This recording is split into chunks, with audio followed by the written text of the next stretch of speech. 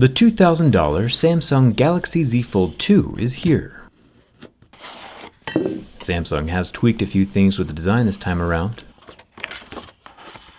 including a larger front screen and adding a new supposedly dust-resistant hinge. I think, we should test that out. Let's get started.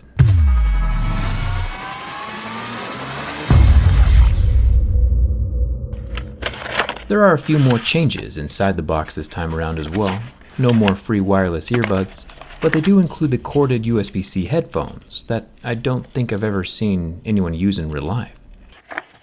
There is a 25-watt fast charger in the box, but most importantly, this year's Fold 2 comes with even more warnings than last year's Fold 1. They added a no fingernails warning, which that one was probably my fault. It's also still not water resistant. And down here they added a do not remove the screen protector warning, which we can probably still blame on MKBHD. Now of course I wouldn't publicly say it's kind of nice to get my own warning label due to my durability test, but privately I would probably say that's kind of cool. The rest of the phone looks pretty similar to last year's. There's still a small gap between the two halves when it's folded close. The biggest difference is probably the exterior screen, which is way larger than last year's version. We'll get to the internal screen in just a second. Let's start with the scratch test. The new exterior screen of the Z Fold 2 is almost 2 inches larger. And as we can see from the level 3 scratches, it's covered with a very nice plastic screen protector. Underneath that screen protector though, the elongated screen appears to be made of glass. Gorilla Glass Victus to be exact. And as we start to make our way up through the Mohs scale of hardness, we see scratches at a level 6 with deeper grooves at a level 7, just like most other flagships on the market today. So far it's about like we expected. Let's move on to the middle screen. I'll take special care not to accidentally poke the screen this time around, since as we learned last year, sharp stabs tend to kill it. The inner display is pretty much the same size as last year's, just this time around there's no notch up in the corner. Just a hole cut out for the front-facing camera, and a little more futuristic looking. It does look like there is more than one screen protector installed though. A semi-temporary rubber screen protector placed on top of the more permanent plastic layer. I'm definitely not saying this one should be removed though, since Samsung very specifically said none of them were removable.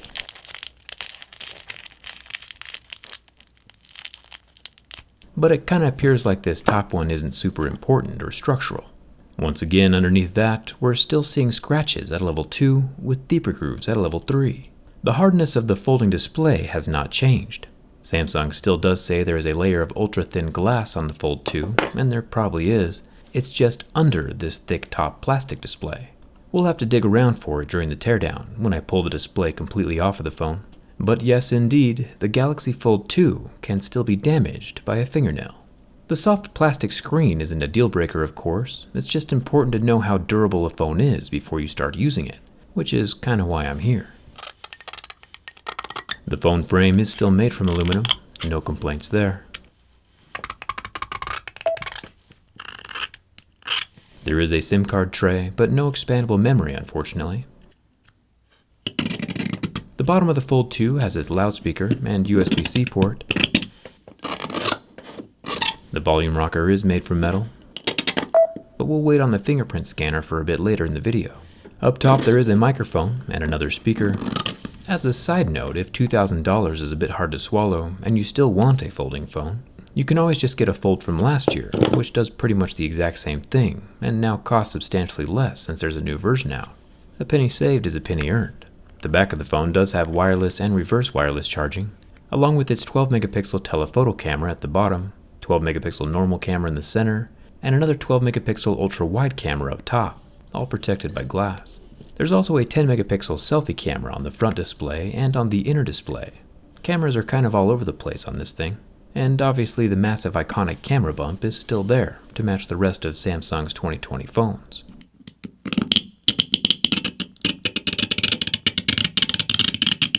The hinge design is not very simple, unlike the Microsoft Duo or the Motorola Razr, but it is made from metal. Inside the Fold is a highly complex and complicated conglomerate of choreographed high-caliber cogs in concise conditions, to hopefully avoid capitulating to any cantankerous calamities. You know how it is. The Samsung logo is inlaid with shiny letters, kind of fun. And of course there is the thin plastic ridge around the inside display to keep the two halves from clanking shut on top of each other. One thing that's found fairly common here on planet Earth is Earth. Might even be safe to say that every country has a bit of it. So it's important that a phone be able to survive a bit of dust and dirt since it's everywhere.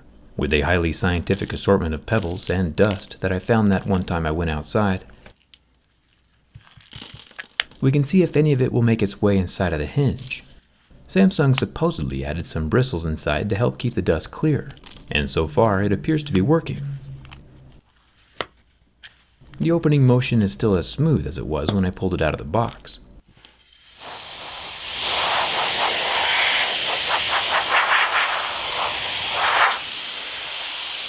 We'll blow it off for good measure. And still nothing. Nice work, Samsung. We'll try one more time since I still have some more rocks left. But so far it's handling the dust way better than last year's model.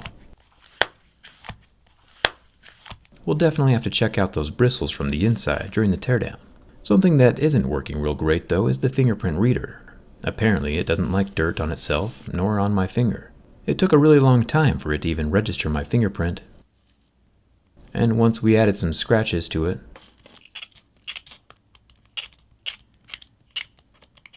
it was completely game over. The fingerprint scanner on the Z Fold 2 is pretty picky and not scratch or dust resistant.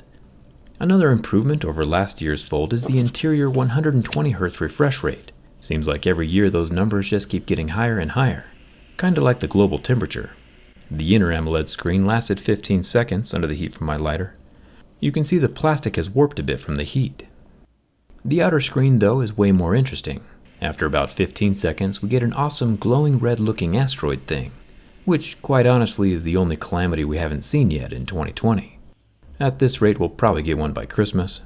And even though 2020 has been crazy, I've been a pretty big fan of the phones that have come out. The Z Fold 2 is definitely one of the coolest. The only thing that would make it better though is if you could see the inside from the outside. Now I'm a little biased of course since this is my own skin I've created with dbrand, but the insides of the Z Fold 2 look pretty amazing. Our teardown skin is like an X-ray inside of the phone that doesn't void any warranties. I've had a teardown skin on my own phone for the last year or so, and we've gotten teardown skins designed for more than 50 different devices now. I leave little Easter eggs in the design, like do not disassemble, bend, or send to jerry-rig everything, or the more important one, like vote November 3rd. And the glass is glass written on the blue ribbon. There's a few others that you'll have to find for yourself. I'll leave a link down in the description so you can grab a teardown skin for your own device. Now it's time for the bend test. The hinge is still working great at this point, even after everything, and the phone can indeed handle a few slams. But the finely tuned hinge still has me worried. Even though it did survive last year for the most part, it's still rather unnerving to see something that looks so fragile be so strong. And this year's Galaxy Fold 2 is no different. Bending the fold the wrong direction reveals the impious amounts of strength. Logic would imply that the phone would snap right down there in the middle. But here we are with the uncrackable cracker. Nice work, science. This phone might scratch easier than chocolate on a sunny day and cost more than Trump's taxes, but it is most definitely built extremely well. I still think if you want to save some money, you can just get last year's version. But either way, I've got a teardown skin made for both of them, and I'll put the link in the description. Let me know what you think of the Fold. Are you ready for the future, or do you think the price needs to drop substantially before it's more appealing? Let me know down in the comments. Hit that subscribe button if you haven't already. Come hang out with me on Instagram and Twitter. And thanks a ton for watching. I'll see you around.